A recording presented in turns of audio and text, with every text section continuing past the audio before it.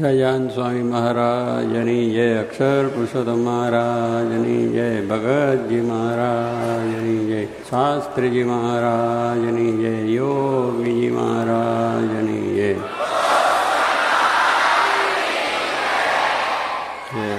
વાહ, ટીવીએ તો બહુ ભારે કરી નાખ્યું. બેયની દલીલોમાં આપણે ગૂંચવાઈ ગયા, આમ જવું કે આમ જવું. ઘનશ્યામ બાપા તમે આવો ને અહીંયા, ક્યાં જતા રહે? પછી હું ગૂંચવાઈ ના જાઉં એટલે કોઈક પડખે આવે તો સારું ને. એટલે જોરદાર દલીલો બધી એમ, અને આપણને થાય કે ના આનું સાચું છે, પછી આનું સાંભળીએ ત્યારે ના એનું સાચું છે. હવે બે ડોલમ ડોલ થઈ જાય. પણ આપણે તો શાસ્ત્રોનું વચન, ભગવાનના વચન, મોટા પુરુષોના વચન, એના સામું, એમના જીવન સામું, એમના કાર્ય સામું જોવાનું. બધી જ વસ્તુ સારી હોય, પણ એ તો મહાન અવતારી પુરુષ, અને તો આખી દુનિયામાં શું થવાનું છે ને થઈ રહ્યું છે ને થયું છે બધી વાતો એમની પાસે હોય છે. અને એટલા જ માટે એને શબ્દ કુસંગ શબ્દ વાપર્યો મહારાજે, કે ક્યારેય કુસંગ કરવો જ નહીં. એ કુસંગમાં બધું આવી જાય. આ ટીવી છે ને ટીવી જેવા બધા સાધનો છે, એ બધા સિનેમા નાટક બધું, જોગી મહારાજ કાયમ સિનેમા નાટકની વાત કરતા હતા. એટલે એ પુરુષોના વચન સામું આપણે જોવું જોઈએ. બાકી તો અત્યારે આનું પ્રતિપાદન કરનારા થશે, બધું થશે ને બધું છે, પણ આપણે માટે નથી એ હકીકત વસ્તુ. એટલી દ્રઢતા આપણે થવી જોઈએ. કારણ કે આમાં વિજ્ઞાને જે કંઈક આપ્યું છે, પણ દિશા વગરનું આપ્યું છે. આ દિશા વગરનું છે. એની અંદર ખરાબ વસ્તુ આવે છે, પણ હકીકત વસ્તુ છે. માણસની અંદર પડેલા જે વિકારો છે એ એની સાથે સંબંધ પહેલો થઈ જાય છે. મારે કહ્યું કે કુસંગ ને સત્સંગ બે આપણી અંદર પડ્યા છે. સત્સંગે પડ્યો છે ને કુસંગે પડ્યો છે. સત્સંગ એટલે ધર્મ, જ્ઞાન, કથા, વાર્તા, કીર્તન, ભજન, આ બધા સત્સંગની વાતો છે. અંદર કુસંગે છે. અંદર આપણે શું કે કામ છે, ક્રોધ છે, લોભ છે, મોહ છે, મમતા છે, આસક્તિ છે, આ બધા વિકારોવાળું છે, એ બધું પડ્યું છે. એટલે બહાર જેવો તમે સંગ કરો એવો અંદરથી વિચારો ઉત્પન્ન થાય, અને એ ક્રિયા થઈ જાય. બહાર જો સત્સંગનો જોગ રાખો તો તમારા વિચારો એ જાતના થઈ જાય. એટલે મહારાજે કહ્યું છે કે એનાથી દૂર જ રહેવું. જેમને કહ્યું ને ભાઈ સાપ છે, વીછી છે, કે સિંહ કે વાઘ છે, ચિત્તા છે, એનાથી દૂર જ રહેવાય. એ સારા છે, જોવા જવાય છે, જોઈએ છે ત્યાં બધા જોવા જાય છે ને બધા, એના જૂરો હોય મને, પણ એની પાસે જઈને બેસાય નહીં કે આવો મિત્ર, કેમ છો, વેલકમ, પધારો, એ ન બેસાય. જાણીએ છીએ કે એની પાસે બેઠા એટલામાં તો આપણું મોત જ છે. એમ આ મોત જ છે એટલું સમજવાની વસ્તુ છે. સારી વસ્તુ કરતાં નરસી વસ્તુની અસર વધારે થાય છે. માણસને સારો છોડ ઉછેરવો હોય એની મહેનત કરવું પડે છે, અને સમય પણ લાગે છે, અને વારે વારે એનો ખ્યાલ રાખવો પડે છે. એ મોટું થાય તો પણ એને ફળ આવે તો પણ એની બધી ખનખોતર કરવી પડે છે. અને નકામા વેલા તમારે કેટલા ઉછેર જ કરે, એમાં પાણી ના પાવતો હોય, કોઈ સારવાર ન કરો તો પણ કડવા વેલા છે એ વિસ્તરતા જ હોય છે. એની કોઈ સારવાર કરવી પડતી નથી. એમાં આવું જે કુસંગની વાતો, અંદરના જે આવી વસ્તુઓ છે એ આપણે અસર કરતાં વાર નથી લાગતી. એના માટે અભ્યાસ નથી. દારૂ કેમ પીવો એ સ્કૂલમાં કોલેજમાં જવું નથી પડતું. પી જ લે, પેલા પીવે છે કેમ પીએ થઈ ગયું, એની કંઈ કોલેજ નથી. કેમ કરીને આપણા બીજી રીતની વસ્તુની અંદર માણસને મારી નાખો, એની કંઈ કોલેજ નથી. માણસની અંદર પડેલી જ વસ્તુ છે, કોકનું જોયું એટલે કર્યા જ મંડી ગયું. એટલે એ બધી વસ્તુની કંઈ સારવાર કે બીજું ત્રીજું કોલેજો નથી. આને માટે રાત દિવસ વાત કરવી પડે છે કે આ ખોટું છે, ખરાબ છે, આ કુસંગ છે, એ રસ્તે ન જવું પડે. કારણ કે સારી વસ્તુનો ઉછેર કરો, સંસ્કાર આપવા એ બહુ મોટી વાત છે. સંસ્કારી માણસો હશે તો જ જીવનમાં, સંસારમાં, સમાજમાં અને દેશમાં શાંતિ રહેશે. સમાજની અંદર સંસ્કાર વગરના માણસો છે તો મારામારીને, ઝઘડાને, તોફાનને લીધું બીજું થવાનું છે.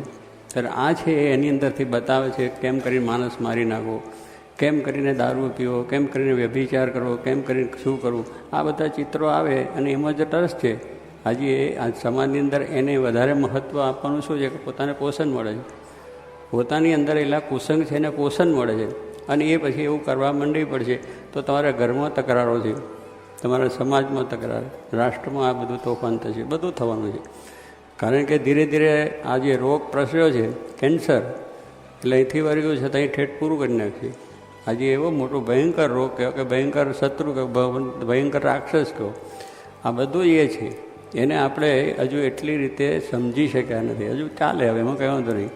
ભાઈએ કહ્યું ને કે ભાઈ આ બધું હોય પણ થોડીક કેરીઓ 200 કેરીઓ હોય તો 5 કેરીઓ બગડે, એવું મય હોય. પણ એ 5 છે એ 200ને જ બગાડે છે. 200ને નહીં પણ આખા સમાજને બગાડે છે, સમાજને બી આખા રાષ્ટ્રને બગાડે છે. એ આપણે વિચાર કરવાનો કે 5 ખરાબ વસ્તુ છે એ કેટલાને બગાડે છે એનો વિચાર કરો. જ્યારે આ 5 વસ્તુ સારી છે તો એ સમાજને સુધારશે અને રાષ્ટ્રને પણ સુધારશે. એને માટેની તલાવલી આપણો પ્રચાર, આપણું બધું હોવું જોઈએ કે જેથી કરીને વાંધો ના આવે. એટલા માટે તો ભગવાનના અવતારો થાય. યદા યદા એ ધર્મ છે એટલે આનિર્ભવતી ભારત ગીતા કહે છે કે જ્યારે જ્યારે આવું બધું થાય ત્યારે ભગવાનને આવવાનું થાય. કારણ કે એમને બધું પાછું બરાબર કરવું. એટલે સારી વસ્તુને આપણે બધું પ્રસારણ કરતાં ટાઈમને સમય લાગે છે, મહેનત કરવી પડે છે અને ખંકારવી પડે છે. આ વસ્તુને જરાય વાર નથી લાગતી. નાના છોકરાની તરત જ ખબર પડી જાય કેમ ટીવી ચલાવી લો. તમે નહીં જાણતો હોય એટલું છોકરો જાણતો છે. ટીવીને કઈ ચેનલ ઉપર કઈ વાત આવે છે બધી એને ખબર છે. કારણ કે આજે વાતાવરણ એવું છે, સ્કૂલમાં, ઘરમાં, બહાર જ્યાં જાઓ તો એ વાતાવરણમાં જ છે આપણે. અને આપણને એમ છે કે આમાં કંઈ નહીં, આટલી ઉપેક્ષા છે. પણ આ ઉપેક્ષા એક દિવસ એવી આવશે કે ભયંકર. અત્યારે આપણને જરા સારું લાગે છે પણ પછી એનું ઝેર જે પ્રોસેસ છે એ માનસે થઈ જાય છે. માટે અત્યારથી સાવધાની રાખવાની જરૂર છે. ઘરની અંદર આવું વાતાવરણ ક્લિષ્ટ થયું એને પછી બહારે જ થાય. બહારે સમાજમાં બધા હાથે ચોરેન ચવટે બધું છે, બધે જ વસ્તુ એવી થઈ ગઈ. અને એ રીતે માણસોની અંદર છે. અને આ રીતનું અંદર સારી વસ્તુ જો આપે તો આપણે કંઈ વાંધો નથી કે સારી વસ્તુનું વધારે માણસોની અંદર એનું દ્રઢતા થાય. પણ પૈસા કમાવા છે એ માણસોને આ વસ્તુ પર વધારે તાન છે કે માણસને વધારે કેમ જુએ, વધારે કેમ એમાં આકર્ષણ હોય એવું જ અંદર ગોઠવે છે. આ કથા વાર્તામાં કંઈ આકર્ષણ થાય? આ કે છે બીજી આમનો ટીવીમાં બધું જોવા માટે આકર્ષણ તરત જ થઈ જાય છે. કારણ કે અંદર પડેલો કુસંગ છે એટલે એ તરત વાત સાંભળતાની સાથે એનું આકર્ષણ થઈ જાય. અને વાત સાંભળીએ તો કથામાં તો કાલે જઈશું તોય ચાલશે, નહીં જઈએ તોય ચાલે, એમાં ક્યાં અધૂરું રહે. એવી આપણી એક મેન્ટાલિટી છે, એટલે કે આપણા વિચારો એવા છે. એને લઈને આપણે આ જરા દરગુજર કરી એકના ચાલે, થોડું જોઈએ તો પણ ના ચાલે. એ સ્વામી કહે છે પેલો રોગ છે એ પેઠો, તેને એટલેથી કાપી નાખો તો એ આંગળી સારી રહે.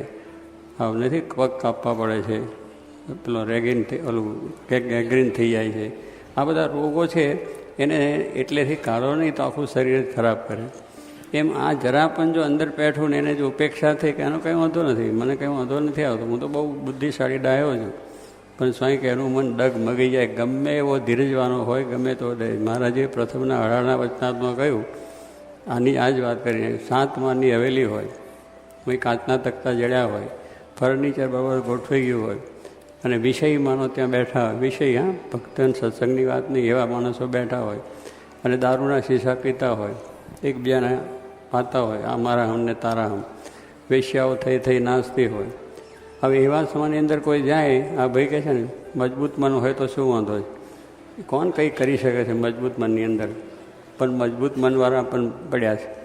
સૌભરીને પરાશરને બધી વાતો સાંભળજો, એ મજબૂત મનવાળા હતા, એ કંઈ સામાન્ય વ્યક્તિ નહોતા. એ બધાના મન ડોલી ગયા, એમાં જોયા મન ડોલી ગયા. એકલસંગી ઋષિ, જેને સ્ત્રી શું ને પુરુષ એનું ભાન નહીં. એના બાપાએ એવી રીતેનો ઉછેર કરેલો વિભાંડક ઋષિએ કે જંગલમાં જ રાખેલો, કોઈ માણસનો પ્રસંગ જ નહીં એને. અને એ મોટો થયો ત્યાં સુધી એને પ્રસંગ નહીં, 20-25 વર્ષનો થયો ત્યાં સુધી બહાર એ રીતે જ રાખેલો. અને એની પોતે સાવધાની બરાબર રાખે કે કોઈ માણસ એની પાસે આવી ન શકે, કોઈ વસ્તુ કોઈ એવા ના. એ રીતે રાખેલો છતાં પણ એક રાજાના ત્યાં બધું આર્મીના સુધી દુકાળ પડ્યો.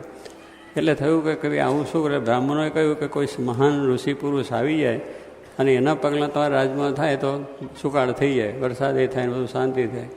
હવે એવા પુરુષ તો આ એકલસંગી એવા હતા, એની એ પ્રમાણે એટલે પેલા એ કહ્યું, ભાઈ આ લાવે કોણ? એને તો કારણ કે વસ્તીમાં આવતા નથી, એ તો વસ્તીમાં જતા પણ નથી. અને બીજી રીતે કોઈ એની વિભાંડક ઋષિની એમના પિતાની એવી ચોકઈ છે કે એની અંદર કોઈ જઈ શકે એમ નથી. તો પછી ઢંઢેરો ફીટાયો, આને કોણ લાવે? વેશ્યા ઊભી થઈ. વેશ્યા છે એટલે તમે જાણો ને, પર ધન મન હરણકું વેશ્યા બહુ પ્રવીણ. બીજાનું મન અને બીજાનું ધન હરવામાં બહુ પ્રવીણ હોય છે. એટલે આ બધું એવું છે, તમારું ધન ને તમારું મન ને તમારી સંપત્તિ ને તમારું જીવન આ ખેંચી નાખીને ઉમી દે એમ. એટલે તમે ધીરજવાળા હોય ને તો એ ખેંચાઈ જાય.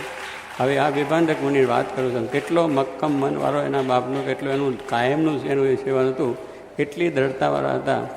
તો પણ એ વેશ્યાએ બીડું ઝડપ્યું. પછી એને એક ત્યાં નદીના કિનારે આ આશ્રમ હતો, નદીની અંદર પેલા રાજાના દૂરથી 50 માઇલ દૂર હતું. પેલા એ વેશ્યાએ પર બહુ બુદ્ધિ દોડાવી કે નાવ મોટું બનાવ્યું. નાવની અંદર પોતાનું મકાન, નાનું ઝૂંપડું, બીજું ત્રીજું કર્યું. ઋષિઓ આશ્રમમાં રહે એવી રીતનું બગીચો, બીજું ત્રીજું ફૂલ ઝાડ બધું કર્યું. અને એ નાવને લઈને ત્યાં ગઈ. પછી ત્યાં જોયું વિભાંડક મુનિ હોય તો જાય નહીં. વિભાંડક તો પ્રતાપ આમ દ્રષ્ટિગત બળીને ભસ્મ થઈ જાય. એટલે એને સમય બધું જોયું, તપાસ કરી કે વિભાંડક મુનિ કંઈ બહાર ગયા છે. એટલે ગઈ પોતાની સાથે જરા બધું ખાવાનું પીવાનું બીજું ત્રીજું લઈને પાણી પેલા ઋષિને તો કંઈ ખબર જ નહીં કે આ એક કોઈ બઈ છે, આ કોઈ પુરુષ છે. જેને પુરુષ સ્ત્રીનું ખબર નહીં કેવો પુરુષ અને કેવી સ્ત્રી, કારણ નાનપણથી જન્મ્યો ત્યાંથી જોયેલું નહીં. એટલે એને જરૂર કે મારા જો કોઈ ઋષિ, કારણ જટા પૈસાને જટા પણ નથી બધી રીતે. પછી વસ્ત્ર પણ એવા પહેરેલા પલકલ જેવા છે, પેલાના જેવા. અને એ પેલો જાણે કે મારા જેવો ઋષિ છે, ઋષિનું બાળક છે. એટલે ઊભો થયો, સંસ્કાર કરી બેસાડી, પછી બેસો કરી, બધી વાતચીતો કરી, આમ છે તેમ છે, કેમ છે, શું છે, તમારું તપ કેમ છે, ફલો એમ જે સમાચાર પૂછ્યા.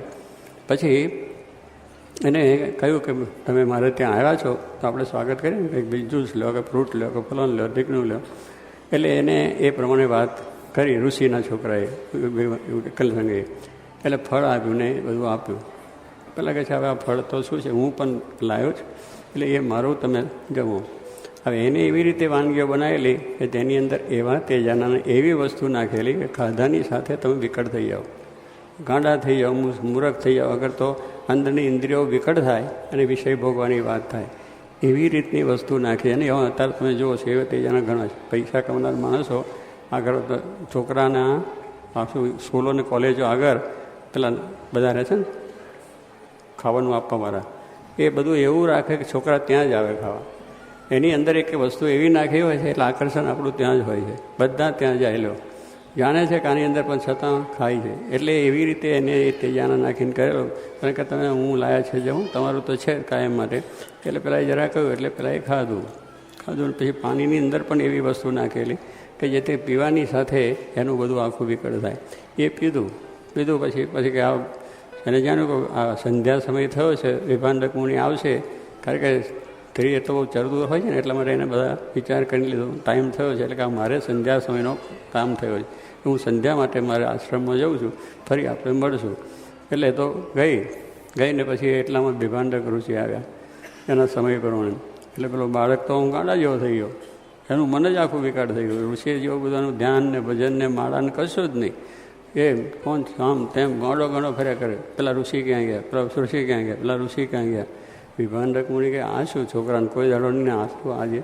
એટલે એ પ્રમાણે એના મનની અંદર એને વિભાંડક મુનિને ખબર પડી કે આ જે કંઈક નવો કંઈક બનાવ બની ગયો લાગે.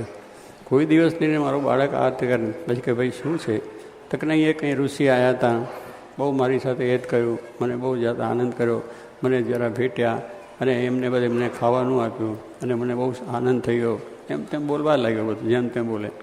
પેલાને ખબર પડી કે નક્કી આ કોઈ બાઈ આવી ગઈ લાગે અને આ રીતે એને છેતર્યો છે.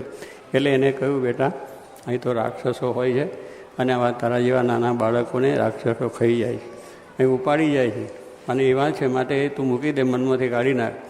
એ એક રાક્ષસ છે તારા માટે એમ સમજ. અને એ તને આ બધું આવીને કર્યું છે. એ 2 દાડા 4 દાડા 5 દાડા 10 દાડા 15 દાડા મહિનો વાતો કરી અને છોકરાને બધું કર્યું. પણ છોકરાને પેલી જે અસર થઈ છે એ અસર જાય નહીં.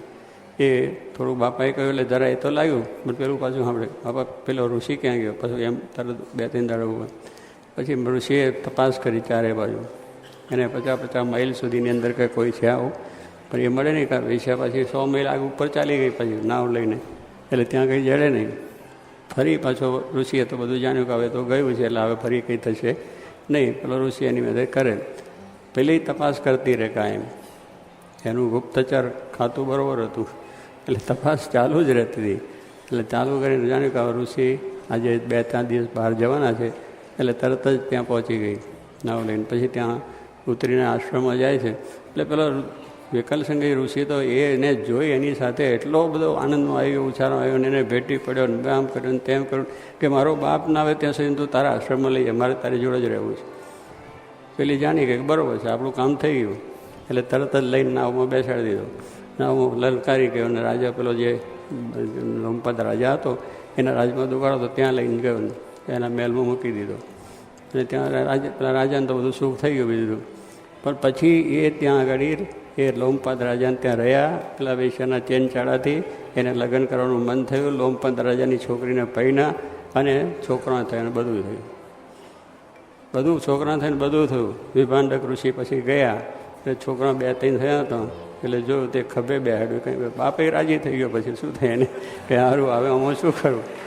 એટલે કહેવાનું આવા દ્રઢ મનવાળા છે એ પણ ડગી ગયા છે. ભાઈઓ તમે સમજો થોડીક વાતની અંદર કે તમે શું મદદવાળા હોય. આની અંદર ભલભલા ગૂંચાઈ ગયા છે, આની અંદર ભલભલા પડી ગયા. દારૂની મહેફિલમાં મારાથી વાત કરી છે કે મહેફિલ ચાલતી હતી હવેલીની અંદર, અને તમારા જેવો કોઈ મક્કમવાળો જોયો તે મને તો કંઈ થાય જ નહીં. હું તો બહુ મજબૂત છે, આપણે શું જોવું એમાં શું વાંધો, જોવામાં કંઈ ઓછું મરી જવાય. એટલે જઈશ ગયો, અને ત્યાં આગળ જોયા એટલે પેલી બધી વાતાવરણ જોયું. વાહ દારૂ પીવે છે, આ વેશ્યાઓ નાચે છે, ગળામાં હાથ છે, તાલમેલ ચાલે છે, પેલાને કરે છે, અને ચાલે છે. પેલો થોડીક વાર કલાક ઊભો રહ્યો, જોયા કર્યું. એને વિકાર થવા માંડ્યો જોવાથી કે સારું આ તો સારું છે. એ પછી બેઠો, એને દારૂનો બાટલો ચડાવ્યો, વેશ્યાની જોડે એ નાચવા લાગ્યો. અત્યારે ડિસ્કોમ નાચો છો ને તમે, એમાં હું ડિસ્કોમ બહેના છોકરા નાચે, પણ એ ભયંકર વસ્તુ છે. એની અંદર તમારા વ્યભિચાર થાય છે, તમારા જુગાર દ્વારો બધું એમાંથી ઉત્પન્ન થાય. આપણે જ વિચાર જ નથી કરતા કે બહુ સારું છે, બહુ સારું છે, પણ ભયંકર વસ્તુ છે. માટે આની દ્રઢતા રાખવાની જરૂર છે. ભગવાન શ્રીજી મહારાજે કહ્યું છે, અને આપણા શાસ્ત્રો માત્રની અંદર નિષેધ છે કે આપણે એ પ્રમાણે છે ભાઈની મર્યાદાઓ પણ રાખી જાય. આવી વ્યસન વસ્તુનો દૂરથી જ નમસ્કાર જેને કહીએ એવું છે. અને આ ટીવી એટલે ભયંકર વસ્તુ છે. સારી વસ્તુ છે કરતાં ખરાબ વસ્તુ અનંગણી છે. અને જોનારા માણસો, સારું જોનારા થોડા છે ને કે 10%, 90% માણસો આને જોવાના. એટલે સારા માણસો પણ જુએ છે, જાણે છે, સમજે છે તો પણ, કારણ કે એ વસ્તુ એવી. એટલે એનો સંગ જ ના જોઈએ, એને જોઈએ જ નહીં તો જ થાય. એટલે કહું છું કે આવી જે મક્કમ મનવાળા માણસો ડગી ગયા છે, મોટા મેરુ પર્વત ડોલી ગયા, એમાં આપણો શું હિસાબ છે. પછી આપણે કંઈક મને સત્સંગી થયા એટલે વાંધો ના આવે, સત્સંગીના બાપને આવે. ઝેર પીએ તો સત્સંગી મરે. સત્સંગી મળે કે મોટો ગમે એટલો મહારાજનો ભગવાનનો નાનો મોટો પુત્ર હોય તોય મરે. એ પુત્ર ભગવાનનો પુત્ર છે, મને શું થયું, મરે. તું ઝેર પીએ એટલે બધી વસ્તુ એમ આ બધે એટલું દ્રઢતા થાય ને તો આ વસ્તુ જાય એવી. તો કે આ જાય ને, જેને પૈસા કમાવા છે એ માણસો તમને આવી જ વસ્તુ આપવાના છે. દારૂ શું આ બનાવે, દારૂવાળાને પૈસા જ હોય. તમે મરો એનો વાંધો નથી, તમને કંઈ થાય એનો વાંધો નથી. ડ્રગ બધા એવા આવે છે, એ શું આ બનાવે છે લોકો, પૈસા. સરકારને ટેક્સ મળે છે, સરકાર પણ એને આનંદ કરે છે કે આપણે પૈસા મળે છે. પૈસા મળે આખો સમાજ નખ થાય એને ખબર છે. એટલે આ બધું તંત્ર મટવાનું નથી. સરકારે એની અંદર એના લોભમાં છે.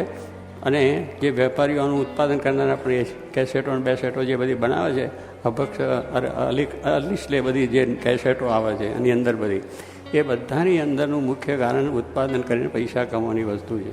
આ બનાવ્યું યંત્ર પણ એ પૈસા કમાવાનું જ છે, બીજું કાંઈ નથી. એ તમે મરો એની સાથે કંઈ સંબંધ નથી. એને તો પૈસા કેમ મળે છે એટલે એ ઉત્પાદન મટવાનું નથી. એ કારણ એ બધા પાછા સરકારને ગામમાં કાયદો કરવા જઈશ તો સરકારને પાડી દે છે.